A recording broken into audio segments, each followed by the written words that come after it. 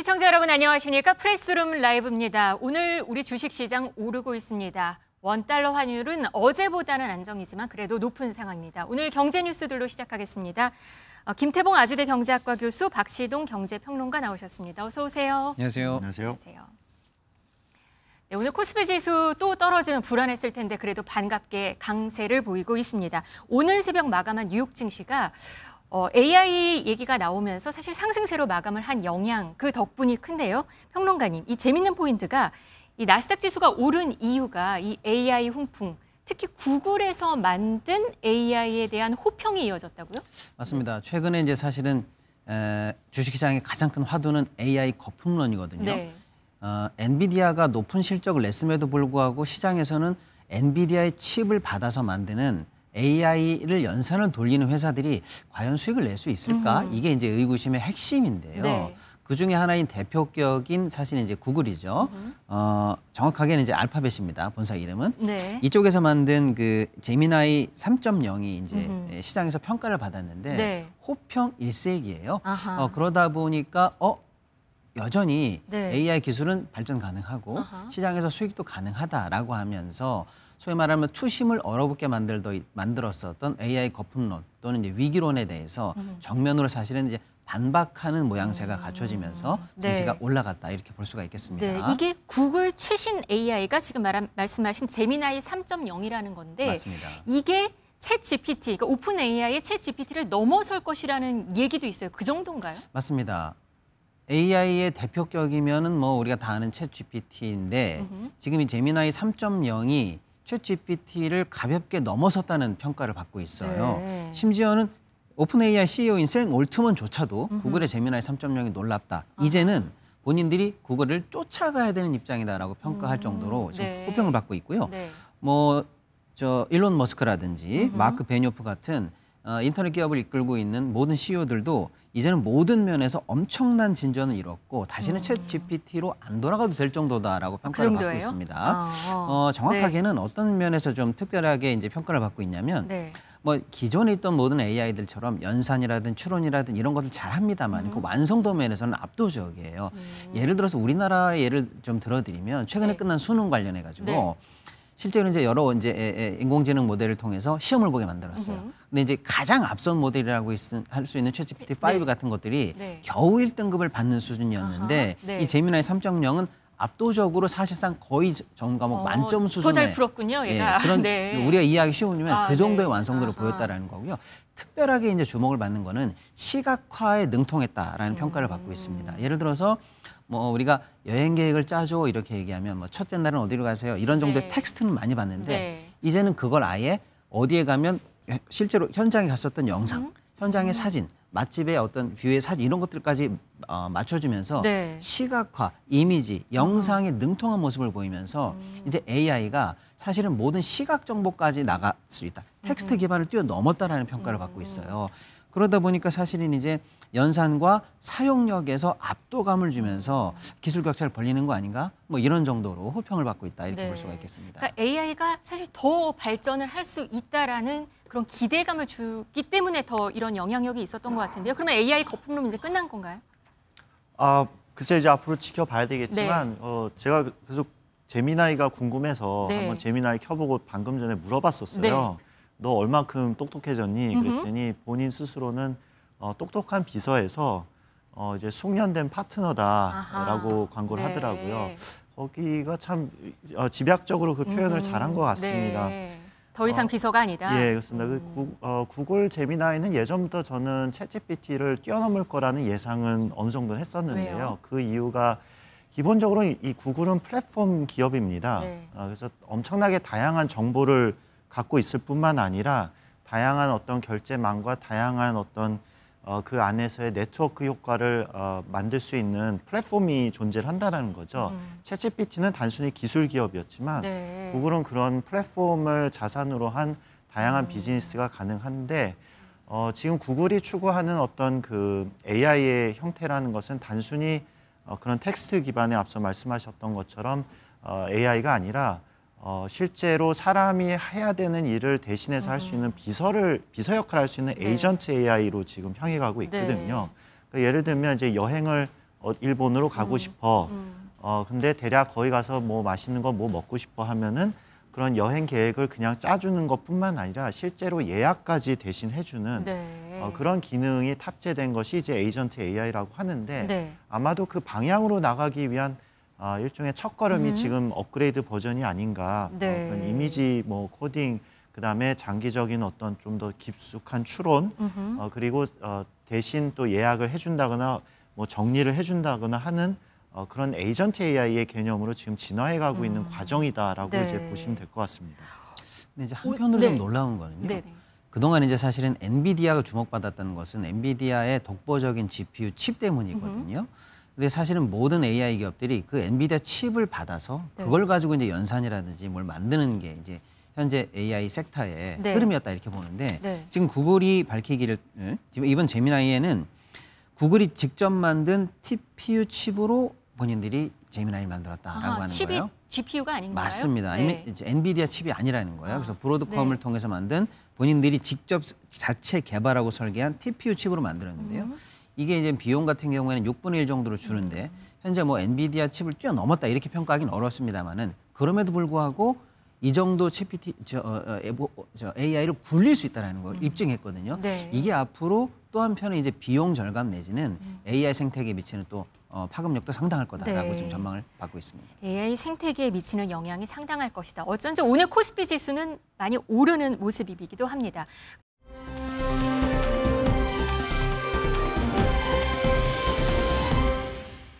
원달러 환율도 덕분에 약간은 안정세를 보이기는 하는데요. 그래도 여전히 높습니다. 이 원달러 환율 걱정이 많은데요. 지금 1,500원을 그래도 가는 게 아니냐, 거길 뚫는 게 아니냐 이런 목소리는 여전히 있는 것 같습니다. 교수님. 네, 그렇습니다. 이 환율이 굉장히 추세적으로 쭉 상승해 왔는데요. 기억하실지 모르겠지만 우리 환율이 1,100원 이하로 떨어진 적도 있었습니다. 그렇게 언제였죠? 먼 얘기가 아닌데요. 네. 2020년 말에서 2021년 초 네. 코로나가 한참 진행되던 시기였습니다. 그때 왜 그렇게 환율이 떨어졌을까? 그 이전에 한 2010년대 후반은 1,200원대에서 이제 네. 변동을 했었거든요. 네. 그렇게 이제 하락한 원인을 보면 그때 당시 이제 전 세계가 다 이제 이동에 제약이 생기고 특히 우리나라에서는 원래 유학생이었던 학생들이 미국서 학교를 다니지 못하면서 국내로 다시 복귀하고 네. 나가지 못하는 상황들이 굉장히 많이 발생했거든요. 그러니까 사람들이 이동을 못하고 또 여러 가지 제약이 있다 보니까 자본 유출이 상당히 이제 제약이 됐단 말이죠. 그러다 보니까 어떻게 보면은 이런 개방 경제에서 폐쇄 경제로 다시 돌아가는 그 모습에 가까운 형태로 갔을 때 그때 잠시나마 환율이 좀 안정이 됐었던 게 있었고요. 이제 코로나 극복 이후에 환율이 자연스럽게 올라가겠죠. 그거 자체가 좀 기저효과였다 보니까 다시 올라갔는데 문제는 그 이후에 발생을 합니다. 2021년, 22년부터 이제 물가 상승 압력이 시작이 돼서 전 세계 중앙은행들이 금리를 인상시키기 시작했는데 그때 기준금리 인상의 속도가 미국이 우리나라보다 훨씬 빨랐습니다.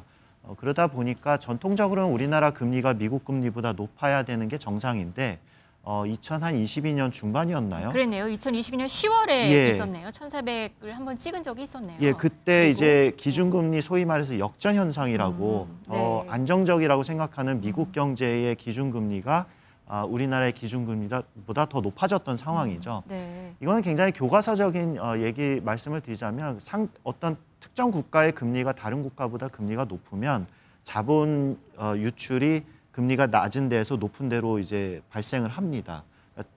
금리가 높은 데는 자본 유입이 생기죠. 그러면서 자연스럽게 이제 환율이 상승하는 것을 보게 되는데 우리나라가 지금 거의 한 3년 가까이 됐죠. 그런 금리 역전 현상이 역대 어느 시기보다도 가장 장기간 유지가 되어 왔었고요. 그것이 꾸준한 자본 유출로 환율을 상승시킨 것이 아닌가라는 게 이제 교과서적인 대답이고요. 네. 또 소소하게는 그 이후에 이제 우리나라 개인 투자자들이 미국 주식의 투자 붐이 일어서 특히 코로나 이후에 엄청나게 많은 자금에 미국 주식을 네.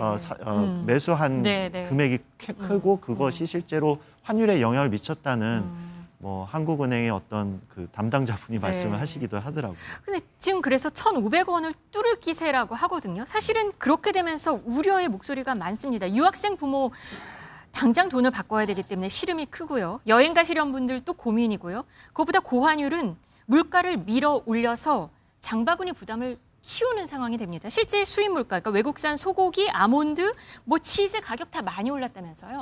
맞습니다. 뭐 우리 원화 가치가 뭐 녹는다 이런 표현이니까요. 우리 돈 가치가 적어지고 달러가 비싸지다 보니까 가장 직격탄을 맞는 게 사실은 이제 수입과 관계된 물가인데요. 네. 소고기 관련해서도 지금 지난달 미국 소고기 기준으로 했을 때 약 19.3%가 현재 20% 올라가 있는 가까이 상황이에요. 거의 올랐네요. 20%고요. 네. 각종 과일류 중에서 수입 과일 있지 않습니까? 오렌지, 레몬, 자몽 같은 류, 체리 이런 것들도 굉장히 많이 오른 상황입니다. 한편으로는 이제 기름값이 또 가장 문제인데요. 네. 우리는 뭐 원유를 100% 수입하는 나라 아니겠습니까? 현재 기름값도 리터당 1,600원을 넘으면서 아마 제가 볼 때는 소비자분들이 가장 체감하는 게 현재 주유소에서의 네. 이 기름값입니다. 이 맞아요. 부분도 이제 고환율의 영향을 직격탄으로 받고 있다 이렇게 볼 수가 휘발유 있겠습니다. 보니까 리터당 1,700원 넘었고 경유도 한 1,600원 넘었더라고요. 이게 사실 환율 상승분이 반영된 거라고 볼 수 있는 거죠. 그런데 앞으로 점점 더 커질 것 같아요. 시차가 돼 있기 오르는 때문에요. 건가요? 네. 자, 그다음에 이제 유학생 가족이라든지 여행을 계획 중인 분들도 이제 사실은 매달 송금을 해야 되거나 환전 관련한 수요가 있으신 분들이니까 고환율 체감하실 수 있을 것 같고, 특히 이제 여행 관련해서 아웃바운드를 주로 하고 있는 그런 이 사업 모델이 있는 쪽이라든지 면세 관련한 쪽에서는 고환율 때문에 사실은 업종 자체가 매력을 네. 잃어가고 있기 때문에 타격이 많다라고 해서 수입과 관계된 수많은 이 내수 관련한 섹터 내에서는 지금 굉장히 지금 시름이 깊어지고 있는 상황이다 이렇게 볼 수가 있겠습니다. 자영업자들, 그러니까 사장님들 원가 비중에 거의 문 닫아야 되는 거 아니냐라는 걱정의 목소리도 많습니다. 저희가 인터넷 카페들을 좀 보면은 자영업자들 목소리, 정육점 사장님, 뭐 스테이크 트럭 사장님들, 문 닫아야 되는 거 아니냐고 너무 걱정 목소리가 맞습니다. 커요. 각종 식자재가 사실은 수입산이 많거든요. 네. 전부 다 사실은 기존 대비해서 30% 이상 올랐다라고 지금 호소하는 상황이다 보니까 자영업 안 그래도 어려운데 네. 원가 부담 때문에 더 이상 어려운 상황이고요. 특히 이제 건설 관련해서도 수입 관련한 원자재 부담이 굉장히 커지고 있거든요. 네. 이쪽 비용이 올라가다 보면 나중에는 결국에는 공사 원가에 반영되면서 집값 상승에도 어느 정도 악영향을 준다라고 봐서 내수 관련한 건설업, 자영업 등등등의 일파만파로 사실은 굉장히 넓은 범위에 영향을 주고 있다 이렇게 좀 볼 수가 있겠습니다. 네, 뭐 그렇다 보니 지금 중고거래 플랫폼에서 달러를 파는 사람들도 등장을 했다고 합니다. 예를 들어서 여행 후에 남은 소액 달러부터 시작해서 한 $10,000까지도 파는 사람이 등장했다고 하는데 이래도 되는 건가요? 이게 원래 이제 외국환 이제 법상 그 $5,000 이상은 이제 거래를 이제 못하게 이게 신고를 하게 돼 있습니다. 네. 그 이하는 신고를 안 해도 되지만 근데 이제 규모가 점점 커지고 개인 간 거래가 이게 커진다면 아마 문제가 될 것 같고요. 더더군다나 이게 지금 단순 현금 이런 것들이 아니라 달러 스테이블 코인의 어떤 새로운 또 결제망 시스템이 있기 때문에 그거를 통한 또 우리가 모니터링 할 수 없는 그런 자본 유출이 발생할 가능성도 배제할 수는 없을 것 같습니다. 네, 환율이 이렇게 비상이다 보니까 어제는 정부가 사자협의체를 구성했습니다. 기재부, 한국은행, 보건복지부, 국민연금. 그런데 국민연금이 이번 달러 고환율에 있어서 국민연금이 불끄기에 등장을 했습니다. 이래도 되는 건가요? 고환율을 끌려면 여러 가지 방안이 있을 네. 텐데요. 지금 현재 고환율의 가장 큰 원인 중에 하나로 주목받는 게 사실은 또 연금이기도 합니다. 왜냐하면 개인들이 해외 투자를 한다라든지 기업들이 해외에 투자하고 있는 것들은 사실은 정책 당국의 영향력 밖에 있어서 뭐라 그럴까요? 그림력이 좀 약한 부분에 있습니다. 쉽게 말해서 개인들 보고 테슬라 주식 사지 마세요 이런다고 안 살 일은 없지 않습니까? 네. 결국에는 당국의 영향력 범위 안에 있는 건 직접적으로 시장에 개입하는 거, 기재부나 한국은행이 직접 개입하는 방안이 하나 있고 나머지는 사실은 국민은행을 통해서 환율에 개입하는 방안이 있는데 국민연금이요. 근데 이제 외환 보유고를 직접 동원하는 거는 좀 문제가 더 크다고 봅니다. 네. 예를 들면 한 3년 전에 4,700억 불 외환 보유고가 현재 4,100, 200 요 사이거든요. 근데 만약에 이제 직접 개입했을 때 4,000선이 무너진다라고 하면 시장에 주는 메시지가 더 크거든요. 그래서 직접 개입이 안 된다라고 보면 국민연금을 통한 개입 카드를 이제 당국이 실제로 이제 구사하기 시작했다 이렇게 좀 보는 거죠. 그래서 네. 정확하게는 이제 국민연금에 지금 한 1,300조 정도를 운용하고 있는데 이 중에 해외 자산이 절반 정도니까 한 700조 정도로 보고요. 그 중에서 한 10% 정도에 해당하는 전략적 환해지를 검토한다는 게 어제 보도입니다. 네. 평소에도 플러스 마이너스 5% 정도의 환율 변동이 있으면 이거는 편하게 개입할 수 있다는 걸 우리가 전술적 환해지라고 하는데요. 그게 아니라 환율이 굉장히 많은 폭으로 내려간다거나 할 때는 아예 이거는 전략적 단위로 해서 전체 자산의 10%, 해외 자산의 10% 정도를 환해지를 할 수 있도록 하는 건데 지금 당국이 검토하고 있는 카드가 이거 같습니다. 네. 그렇게 된다면 약 70조 내외의 지금 환해지 물량을 시장에 투하하겠다. 이렇게 볼 수가 있거든요. 예, 그런 환율이 방안을 내려갈 수는 있겠네요. 그러면. 근데 만약에 연금이 환해지를 이제 시행한다라고 하면은 좀 어려운 얘기일 수 있습니다만 선물안을 직접 이제 매도 포지션을 잡게 돼요. 조만간에 이러이러한 금액으로 나는 달러를 팔 거야라는 계약인데요. 그렇게 되면 시중은행이 반대 포지션의 매수 포지션을 잡게 되고 그 은행이 그러면 시장에 달러를 푸는 구조가 되거든요. 그래서 즉각적으로 환율이 내려가는 효과를 일단 발생하게 되는데 뭐 다양한 부작용도 사실 우려되는 네. 지점이 있기는 합니다. 네, 노후를 위한 자산인데 외환시장 안정을 위해서 사용하는 것이 맞느냐 하는 논란은 있는 상황입니다.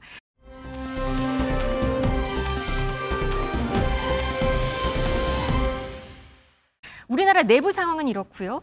중국과 일본 얘기해 보겠습니다. 중국과 일본의 갈등이 심해지면서 그 여파도 커지고 있습니다. 군사적 긴장감까지 커지는 상황입니다. 우리는 그 사이에서 고민일 수가 있는데요. 일단 G20 정상회의에서 이재명 대통령은 중국 총리와 일본 총리 둘 다 만나서 친밀감을 표현을 하긴 했습니다. 그리고 기내 간담회에서 이렇게 말을 했습니다. 한번 들어보시겠습니다.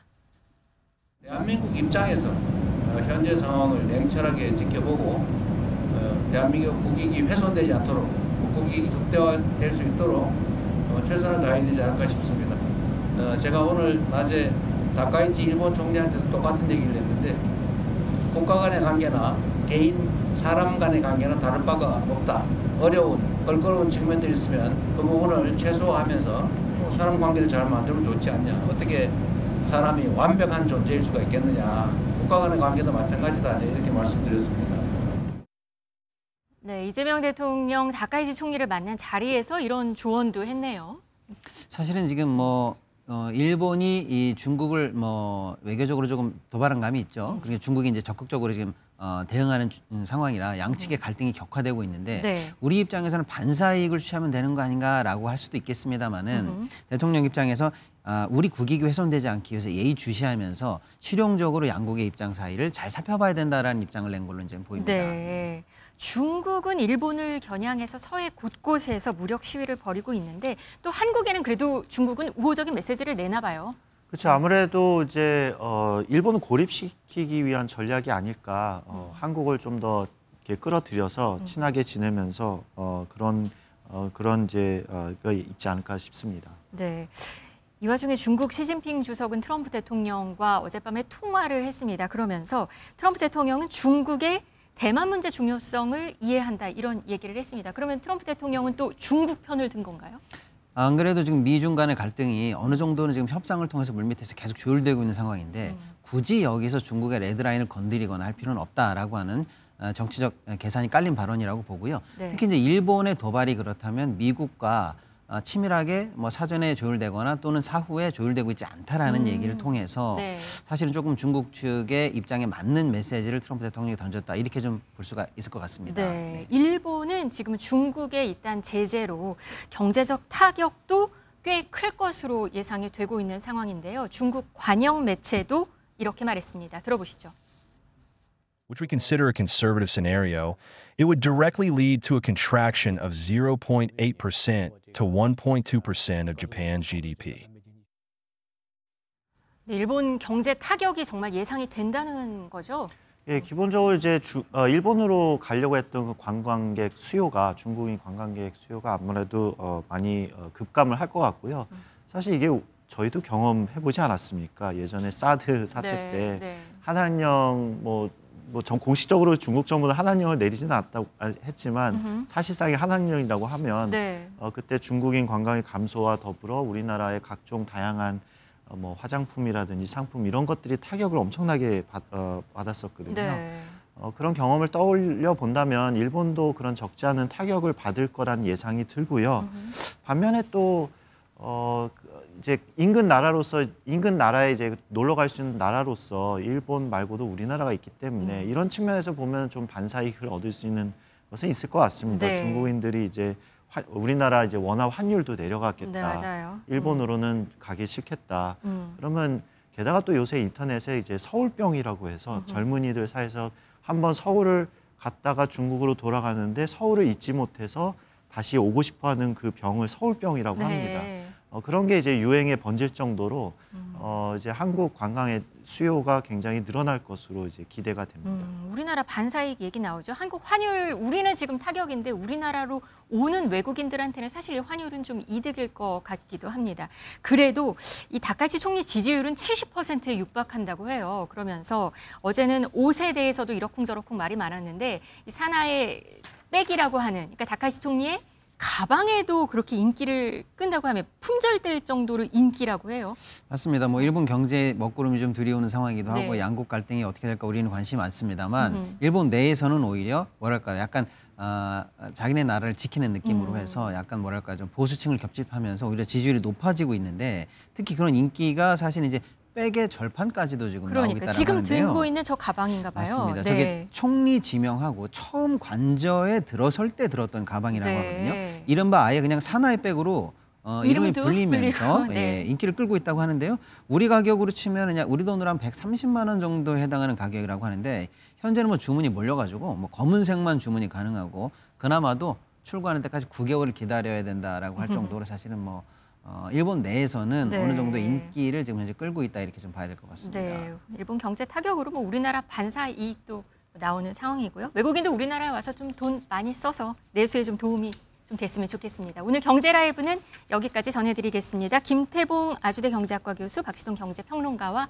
함께했습니다. 고맙습니다. 네, 감사합니다.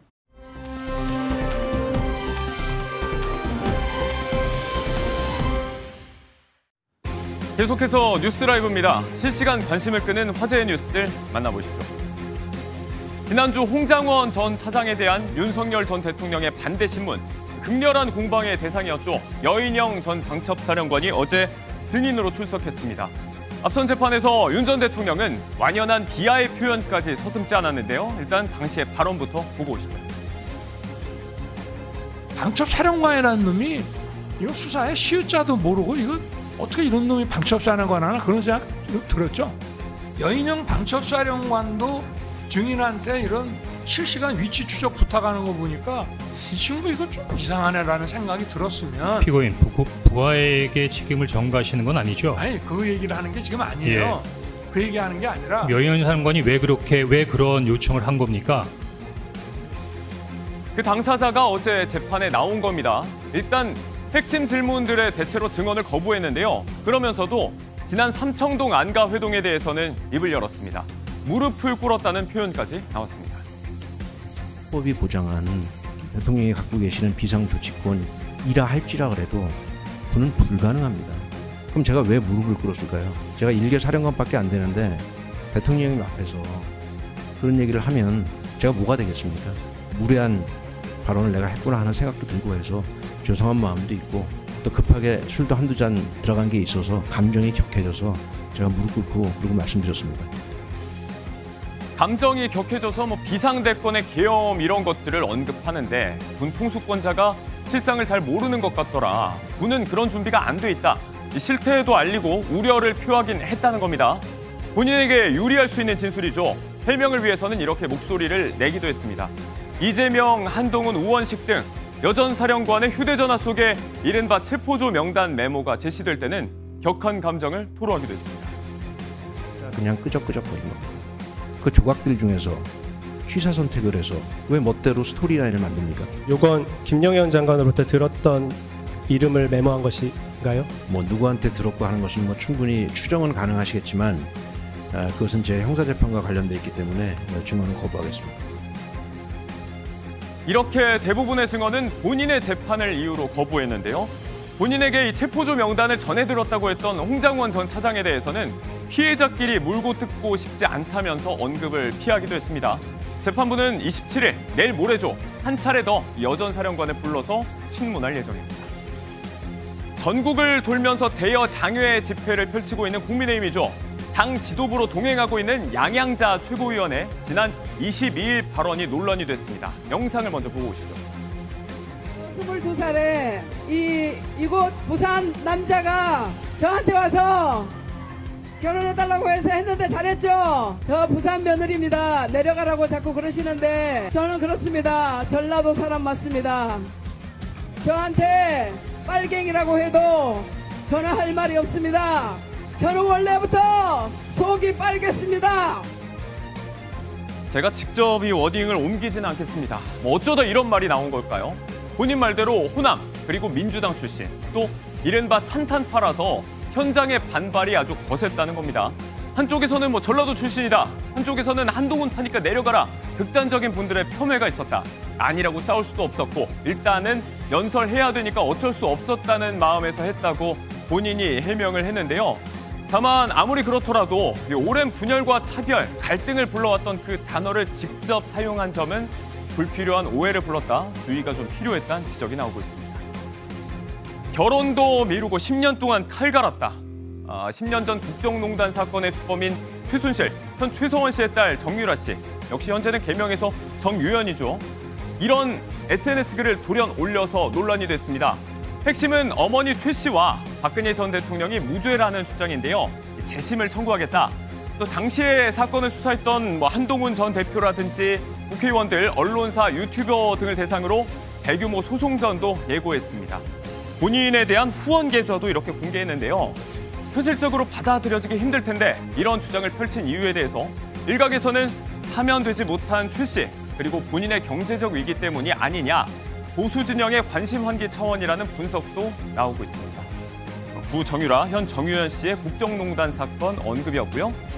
최근 예능 프로그램 출연으로 전격 방송에 복귀한 백종원 더본코리아 대표 얘기입니다.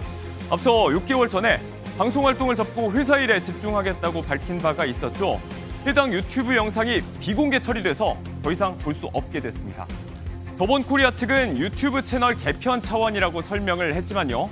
방송 활동 재개를 보다 분명히 하기 위한 거라는 해석입니다. 최근 더본코리아를 둘러싼 일부 의혹이 무혐의로 종결됐다는 소식을 전해드렸었죠.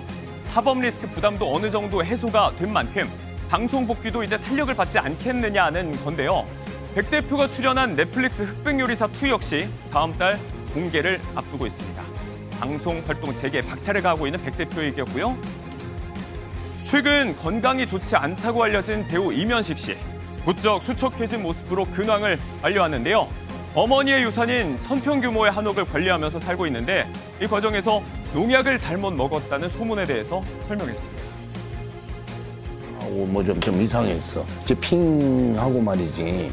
어지럽고 그러면서 점점 이제 이상한 거라 구급차를 부르고 해가지고요. 나는 그냥 정신을 잃고 있었고 응급실에서 여러 가지 막 세척이라든가 그런 치료를 받았던 적이 있어. 그렇게 한번 혼났다고 해서 또 그만둘 수 없는 게 또 그 농사일이에요. 나도 이제 좀 편안하게 좀 놀고 싶을 때도 있고 이제 이러는데 그 어떻게 합니까? 이제 어머니가 이제 남겨주신 그 유산인데.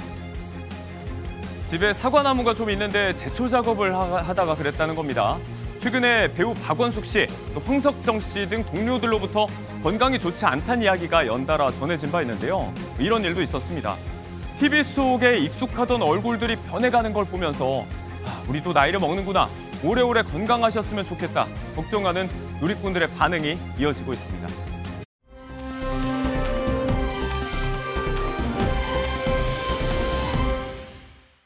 그리고 건강 이상설이 있었던 또 한 사람이죠. 천생 배우. 끝없는 연기 열정으로 많은 후배들에게 귀감이 됐던 원로 배우 이순재 씨가 오늘 새벽에 세상을 떠났습니다. 향년 91세입니다. 비교적 최근까지도 연기 열정을 불태웠던 이순재 배우라서 이번 소식이 더 먹먹하게 다가오는데요. 최근의 인터뷰들 잠깐 한번 보고 오시죠. 나이 먹은 사람으로서 그래도 뭔가 조그마한 책임감이 있기 때문에 오는 거지. 우리도 시골 아니고. 학생 시절에 가서 신인 배우 모집을 거기 갈 수는 없었고 또 내 체격 조건을 봤을 때 뽑힐 일도 맘먹고 그러고 이제 공부나 하고 있다가 연극이나 좀 하려고 그 당시 이제 그 양반들이 당대 40대니까 왕성하게 활동하실 때니까 우리들이 가서 길 자리가 없었어요. 그래서 결국은 그럼 우리끼리 하자. 한 게 이제 우리나라 소극장 운동이 시작이라고. 우리가 이제 극단 실험극장 창단했고 그래서 연극을 시작한 거다. 그러니까 시작이 연극이니까 그다음에 또 연극을 한 10여 년 이상 꾸준히 해왔기 때문에 그다음에 여기서 나름대로 좀 부족하지만 연기의 기본은 여기서 다 터득하고 배운 거라는 말이에요. 그러니까 이 연극은 언제든지 기회가 되면 조건이 되면 연극을 해야 되겠구나 하는 사명감을 늘 가지고 있었어요. 몇 달을 계속해서 공연을 하다 보니까 나중에 리어왕 할 때는 체중이 한 10kg 빠져버렸어요. 공연 중에는 이제 더러 침도 맞고. 마지막 인터뷰가 작년 5월에 연극 무대에 설 때 이야기였는데요. 곳곳에서 벌써부터 추모의 목소리가 이어지고 있습니다. 자세한 소식을 홍종선 대중문화 전문기자 전화 연결해서 들어보도록 하겠습니다. 홍 기자님 안녕하십니까? 네, 안녕하세요. 네, 오랜만에 인사드리는데 안 좋은 이야기를 좀 나누게 됐습니다. 오늘 새벽에 안타까운 소식이 전해졌습니다. 그렇습니다. 91세 배우 이순재 씨가 이 11월 25일 아침을 미처 맞이하지 못하시고 날이 밝기 전에 유명을 달리했습니다. 예. 1934년에 함경북도 회령에서 태어나서 4살에 조부모 따라서 이 서울로 왔거든요. 네. 69년의 연기 인생, 어떻게 보면 다른 쪽을 하나도 돌아보지 않고 연기만 한 그 69년 인생을 마감하게 됐습니다. 네. 일단은 건강에 대한 이야기 좀 여쭤보자면 작년부터 건강 이상설은 계속해서 불거졌었는데 뭐 일각에는 재활이 잘 되고 있고 활동을 재개할 수도 있다 이런 이야기가 전해지기도 했었고 실제로는 병세가 많이 안 좋으셨던 거죠?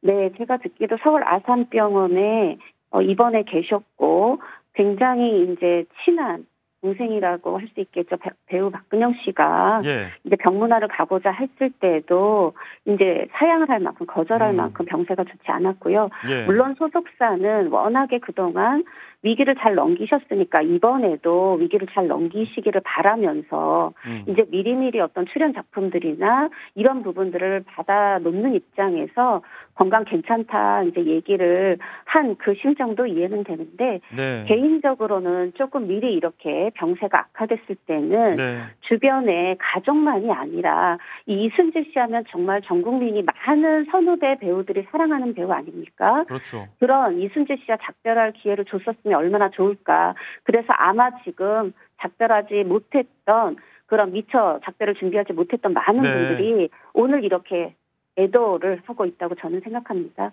일부 보도와는 다르게 상태가 많이 좋지 못했다. 그럼에 따라서 이제 작별할 준비가 안 된 분들의 가슴이 더 먹먹할 수밖에 없다라는 말씀이신데 생애를 좀 돌아보자면 이제 한국 연기계의 살아있는 역사라고 할 수 있었죠. 저희가 처음에 본 것처럼 이제 비교적 최근까지도 작품 활동도 하고 연극 무대도 왕성하게 서시지 않았습니까? 그렇습니다. 사실 오늘 처음에 뭐 빈소가 어디다 이것도 알려지지 않았지만 네. 이런 어떤 조문이라든가 장례 절차를 논의 중이다란 말이 나왔어요. 이 나온 배경이 바로 지금 이것과 관련이 있는데요. 네. 그냥 연극만, 그냥 텔레비전 드라마만, 그냥 영화만이 아니라 예. 그것도 텔레비전 드라마도 그냥 사극만, 그냥 전극만이 아니라 시트콤까지. 말하자면 게다가 꽃보다 할배 예능도 있었잖아요. 예. 다방면으로 활동하시다 보니까 과연 어느 협회에서 주체가 되어서 이 장례를 치를 것인가 당연히 논의가 필요했습니다. 예. 이제 서울 아산병원으로 빈소는 정해져서 이제부터 한 2시간 뒤인 오후 1시부터 이제 조문을 받을 예정이고 또 여기에 4개 단체 이런 연극 배우 협회뿐이 아니라 대중문화예술인 협회라든가 한국 방송 실현자 협회라든가 이런 많은 부분들이 또 방송 연기자 노조 이렇게 네. 4개 단체가 함께 이제 이 장례를 치르겠다 밝히고 있는데요. 이것만 봐도 이분이 얼마나 다양한 분야에서 활동해왔나 알 수 있는데 여기서 그러나 다양하지만 공통점이 있습니다. 네. 모두 연기입니다. 1956년에 연극 지평선 너머로 데뷔를 했고 네. 그러다가 1965년에 이제 TBC가 생기면서 이때 뭐 이낙훈 씨, 김동훈 씨, 김순철 씨 이런 아주 친한 친구 6분이 계세요. 예. 이 6분들이 이제 마음을 모아서 이렇게 이제 텔레비전 연기 시작하셨고 그리고 영화에서도 굉장히 조연, 주연 가리지 않고 활약하셨고 예. 그런데 늘 마음이 연극에 가 계셨던 것 같아요. 예. 왜냐하면 이제 80대가 되어서 이제 연극계로 다시 오셔서요. 네, 이제 또 다시 뭐 연극 출연을 하게 되는데 그 중에 네. 불과 2021년에 출연했던 그 이제 연극 리어왕에서는 예. 이게 200분짜리 공연이거든요. 이거는 NG도 없고 중간에 끊어서 촬영할 수 있는 것도 아닌데 네. 이 방대한 대사량을 완벽한 연기로 소화하면서 이 80의 노장이 네. 이게 이제 그때 나이만 해도 이미 만으로 86세거든요. 이제 86세가 만으로 87세고 이제 보통 한국 나이로 할 때 88세였는데 이게 대단하다 하면서 이제 찬사도 받으셨고 예. 또 2년 전에는 심지어 이제 연극 연출도 하셨어요. 그 안톤 체흐프의 희곡 갈매기 이거를 연출을 예. 하셨는데 저는 연출에 대한 욕심이 아니라 후배들에게 계속해서 무대를 만들어주고 네. 싶으셨던 그 마음이었다 이렇게 생각을 합니다. 네, 워낙에 또 친근한 모습으로 사랑을 받기도 했지만 이런 연기와 후배들을 위한 열정들. 연말에 또 이제 역대 최고령 대상자로서 또 연기 대상을 수상하던 모습도 많이들 눈에 선하실 것 같은데 자, 이렇게 큰 사랑을 받았던 분이시기 때문에 또 연예계 후배들을 중심으로 각계에서 추모의 목소리가 계속해서 이어지고 있죠, 벌써부터. 그렇습니다. 이것도 마찬가지로 뭐 배우뿐 아니라 가수, 코미디언, 뭐 누구나 다 방송인들 다 추모에 어떤 애도를 표하고 있고 이제 네. 이재명 대통령도 표하기도 했습니다. 뭐 일일이 다 말씀드릴 수 없지만 예. 일단 이 이제 노년에 도전했던 거침없이 하이킹 시트콤에서 사위 역할을 했던 정보성 씨가 네. 정말 내 인생의 참 스승이었다 이런 표현을 했는데요. 그리고 유연석 씨는 이제 이순재 선생님께서 세종대에 1998년부터 13년간 또 가천대에 2011년부터 15년째 이 석자 교수로 후학을 양성하셨는데 네. 그중에서 세종대 시절에 이 제자였던 유연석 씨가 예전에 낭만 닥터 김사부를 할 때 내 인생의 진정한 김사부는 이순재 교수님이었다. 예. 영원한 스승이다 이런 표현도 했었고요. 이재명 대통령의 말을 조금 옮기자면 이 대한민국 대중문화 예술의 품격을 높였다. 배우로서나 어떤 진정한 어른으로서 좋은 모습을 보여줬기 때문에 네. 그 작품들은 영원할 것이고 그 배우를 우리가 기억할 것이다 이렇게 얘기를 했는데 이 마음이 다 대통령뿐 아니라 그냥 온 국민의 마음이 아닐까 이런 생각을 해보고요. 사실 이 1992년에 그 14대 총선에서 국회의원을 했었어요. 예. 그런데 많은 배우들이 국회로 갈 때 전국구 비례 의원으로 가는데 아닙니다. 이순재 씨는 본인이 살고 있던 서울 중랑갑 선거구에 출마해서 투표로 이 국민이 뽑은 국회의원도 했었고 정말 이제 직진순재라는 말이 있었습니다. 그 예능 꽃보다 할배에서요. 그 딱 이 국회의원은 있었지만 저는 이 부분도 이제 국민들 좀 더 가까이 다가가서 얘기를 듣고 싶었던 마음이라고 생각이 들고 연기에 대해서 직진으로 그냥 쭉 한 줄을 걸어 오시다가 가신 분이다 이렇게 말하고 싶습니다. 네, 각계 추모의 목소리까지 좀 정리해서 전해주셨습니다. 소시적에 드라마, 시트콤 열심히 보고 자란 세대로서 아침부터 내내 먹먹한 마음인데 저 같은 분들이 아마 많을 것 같습니다. 고인의 명복을 빌면서 마무리하겠습니다. 홍종선 대중문화 전문기자 전화 연결이었습니다. 시간 내주셔서 고맙습니다. 감사합니다.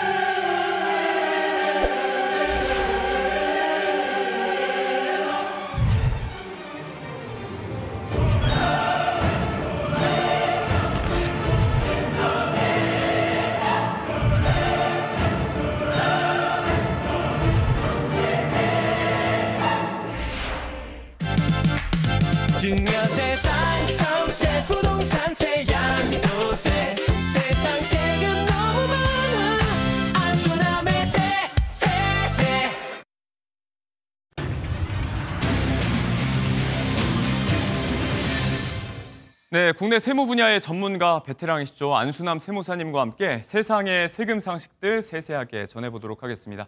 안수남의 세세세 이어집니다. 2주 만에 모셨습니다. 어서 오세요. 네, 안녕하세요. 네.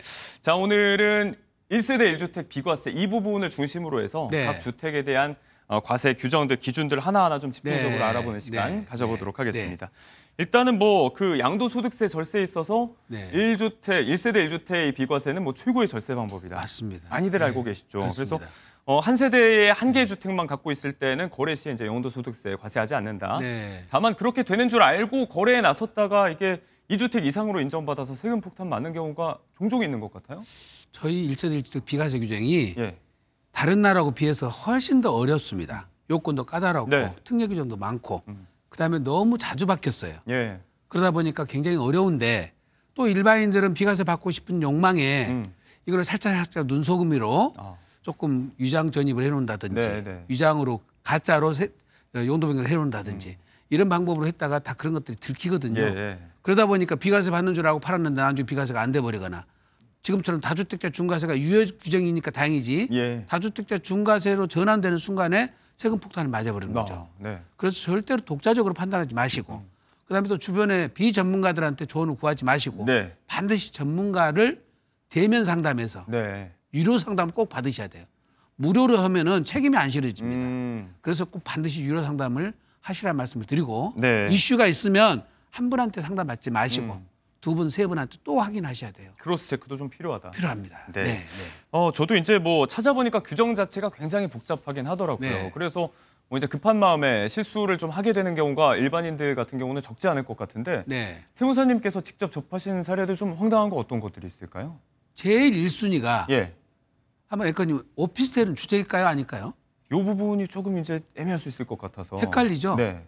이게 왜 헷갈리냐면 세법마다 다 다르게 규정을 그렇죠. 해놨어요. 네. 그러니까 양도소득세 다르고 취득세 다르고 종합부동산세 다르고 부가가치세 다르고 종합소득세 다르고 네. 규정마다 다 다른데 일반인들은 한 가지만 알아요. 광고하고 하나 문구만 생각나서 네. 예, 오피스텔은 주택수에서 제외된다는 그 광고 문구가 있었거든요. 예. 그것 때문에 주택에서 빠진다고 생각을 해요. 아. 그거는 취득세 중과세 규정 때 광고예요. 네. 근데 양도소득세에서는 이거는 이제 1세대 예. 1주택은 양도소득세에 관한 양도소득세니까 부분이니까. 거기서는 사실상 실제 용도에 따라서 판단하는 거예요. 예. 그래서 주거용으로 쓰면 주택이 돼버리고 네. 업무용으로 쓰면 주택으로 안 보도록 돼 있거든요. 네. 근데 거기다가 옛날에는 이제 매입세 공제 받으려고 환급 받으려고 일반 사업자 등록을 하고 부가가치세 신고를 했어요. 네, 네. 그러다가 주택으로 임대를 전환시켜줬어요. 네. 그런데 부가세 신고를 계속 한 거죠. 그러니까 나는 일반 사업자 등록을 했기 때문에 부가세 주택을 아니라고 생각하는 거예요. 라고 주장을 하고 싶었던 그렇습니다. 건데. 또 어떤 사람은 계약 맺을 때 특약사기다고 써놨어요. 주민등록 전입하지 않는다. 예. 그리고 확정일자 안 받는다. 그러면 주택으로 안 들어갈 것이다. 예. 세무법이 모르지 않느냐. 그렇죠. 근데 세무법이 현장을 나가본다는 거지. 아하. 나가서 실제 용도를 확인해봤더니 네. 주택이 맞더라는 거예요. 그래서 다 확인돼가지고 추징당하는데 네. 이게 오피스텔 1, 2억짜리 때문에 세금 10억 추징당하는 사례도 나와요. 네. 이 과잉금지 원칙이 적용되지 않습니다. 아하. 그래서 너무 이렇게 큰일이 많이 벌어지니까 예. 진짜 오피스를 갖고 있는 분들은 무조건 주택이라고 인정하고 네. 예, 판단하셔야 됩니다. 네. 일단 이제 서류상으로 주택인지를 이제 증빙하는 부분보다도 네. 실제로 이게 어떤 용도로 사용이 되고 있는지를 나와서 집중적으로 검증을 맞습니다. 하는 맞습니다. 예. 자, 그리고 이제 이게 세법마다 다 다르게 규정하고 있다는 이야기를 하셔서 네. 이게 좀 규정이 좀 복잡하잖아요. 함정들이 네. 좀 곳곳에 숨어 있다고 볼 수 네. 있을 것 네. 같은데 다가구 주택 같은 경우는 어떨까요? 다가구 주택이 문제예요. 네. 우리가 다세대 주택이나 연립주택이나 아파트는 네네. 공동주택이라고 딱 명시가 돼 있으니까 무조건 문제가 공동주택이죠. 없어요. 네. 또 다중주택 이것도 단독주택이라고 딱 구분돼 있으니까 상관이 무조건 없는데 단독주택이고. 다가구 주택이 건축법상으로는 단독주택이에요.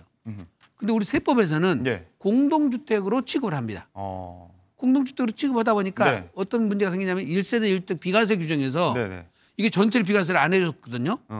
그러니까 19가구 중에서 하나만 비과세를 네. 해주고 18가구로 세금을 매겼어요. 네네. 그러면 다중주택하고 무슨 차이가 있냐. 똑같죠, 그러면. 또 단독주택 집 방 4칸 중에서 3칸 임대 주고 한 칸 주인 사는 것도 무슨 문제가 있느냐. 이런 불만 때문에 네. 다가구 주택도 이제 비과세를 해주게 됐어요. 그런데 조건이 있어요. 조건이 네. 어떤 건지가 중요할 것 같아요. 그것이 중요합니다. 네네. 다가구 주택 요건에 맞게 건축이 되어 있어야 돼요. 그 요건이 3가지가 있는데 예. 첫째는 3계층 이하여야 됩니다. 층수가. 3계층. 3계층 이하. 네. 그다음에 세대 수도 19세대 이하여야 돼요. 방금 말씀하신 최대 19세대. 그렇습니다. 그리고 전체 면적이 200평 이하여야 됩니다. 연면적 660제곱미터. 맞습니다. 네. 이 세 가지 요건을 충족을 해야 되는데 네. 그리고 상태에서 이걸 구분해서 거래를 하시면 안 돼. 일괄로 19세다 그러면 19세다 한 사람한테 다 팔아야 돼. 네. 한꺼번에 팔아야 됩니다.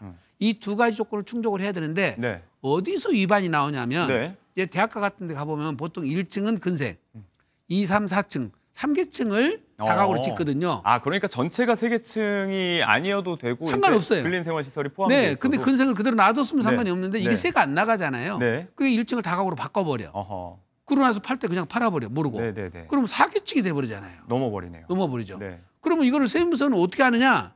이게 전입세대 열람이라 해서 예. 그 주민등록 전입되어 있는 것이 다 나타나 있어요.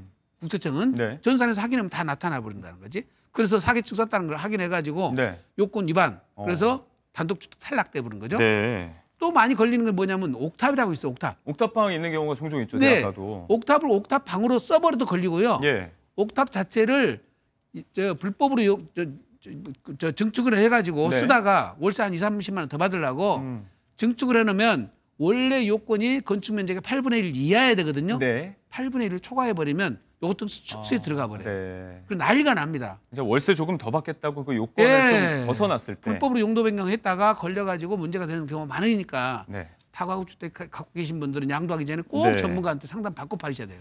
그러니까 이제 보통은 가구별로 구분 등기가 돼 있기 때문에 단독주택 아닌가라고 단순하게 생각하실 수 있는데 맞습니다. 예. 그렇게 인정받기 위해서는 네. 지켜야 될 요건이 있다. 네. 지금 조금 전에 구체적으로 짚어주셨으니까 하나하나 네. 좀 유의하셔서 생각을 하셔야 될 것 같습니다. 네, 네. 주택 한 채를 단독 소유하지 않고 네. 이제 공동지분 형태로 같이 갖고 있는 경우 이 경우도 지금 주택수로 맞습니다. 들어갈 수 많이 있다는 놓치세요. 네. 예, 그냥 지난번에 한번 오신 분 중에는 딸이 돈을 사라고 대주니까 따님 지분을 3분의 1로 집어 넣어놨는데 네. 따님은 전혀 의식을 못했고 그다음에 어머니는 3분의 1 지분이니까 딸이 주택이 있다고 생각을 못한 거죠. 네. 그 3분의 1 지분 가지고 1억 5천에 5천만 갖고 있다가 15억짜리 아파트 팔아서 세금 5억을 맞은 거예요. 그러니까 이런 지분으로 소유한 것까지도 주택수 다 들어가는데 네네. 다만 상속받을 때 이 예외죠. 공동 상속받으면 예, 지분이 가장 큰 사람 지분을 보게 돼 있어요. 예. 지분이 똑같으면 거기에 살았던 사람. 안 살았으면 거기 중에서 나이가 제일 많은 사람.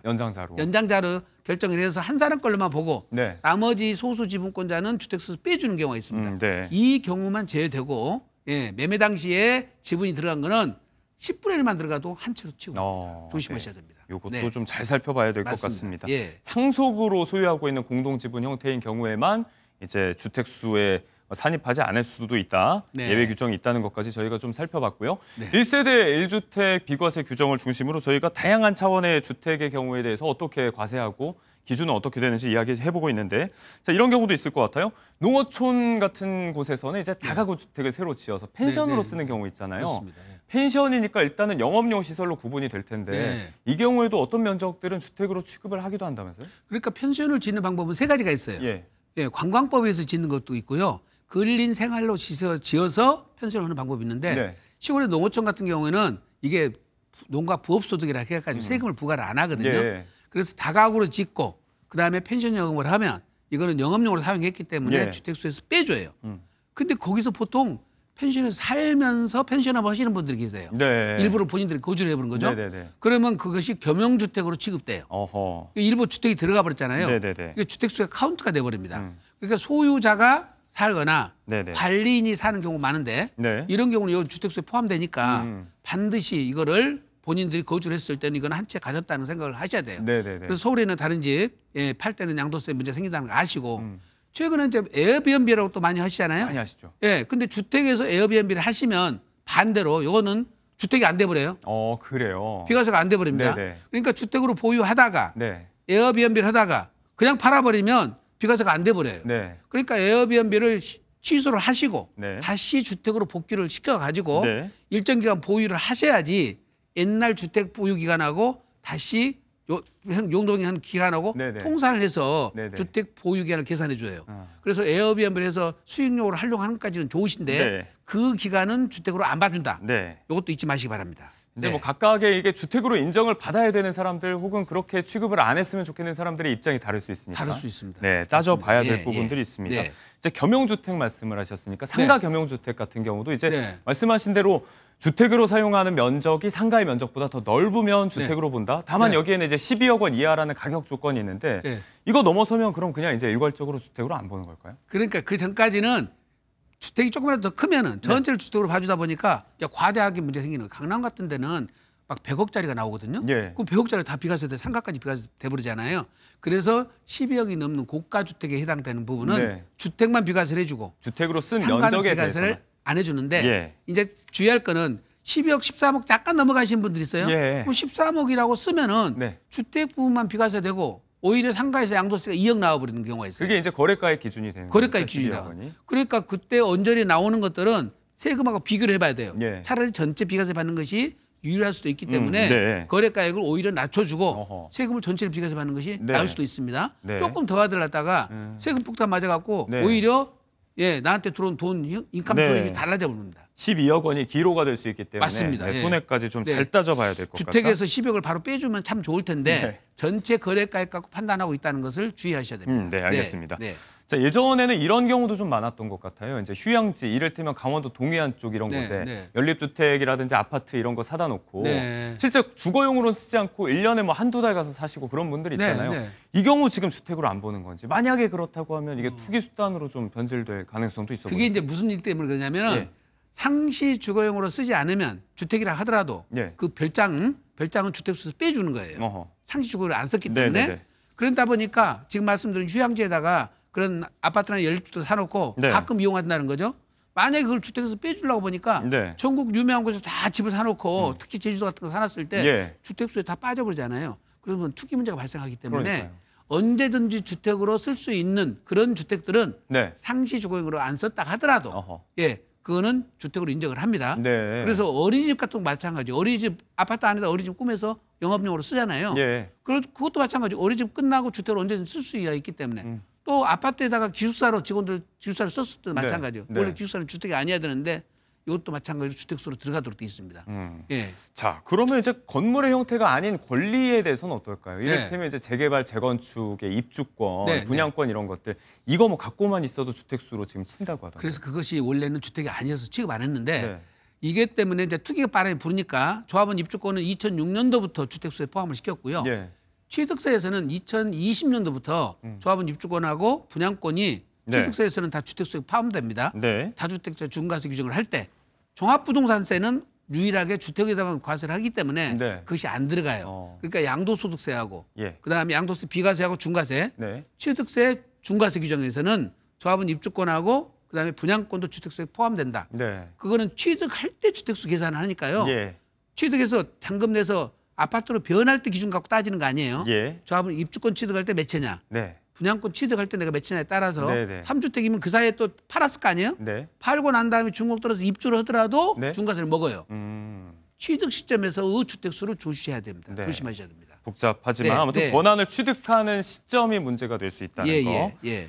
조금 전에 저희가 휴양지 아파트 이런 거 얘기하면서 네. 이제 언제든지 사람이 주거하는 형태면 주택으로 본다 이 말씀하셨잖아요. 네, 네. 사람이 살 수 없는 형태의 건물. 이를테면 농어촌에 있는 폐가들 많잖아요. 이 그게 경우는 문제예요. 어떻게 봐요? 그게 문제예요. 폐가 정도가 예. 1년만 안 살았냐, 10년 안 살았냐, 그다음에 복구비가 1,000만 원 들어가냐, 1억 들어가냐에 따라 다른데 네.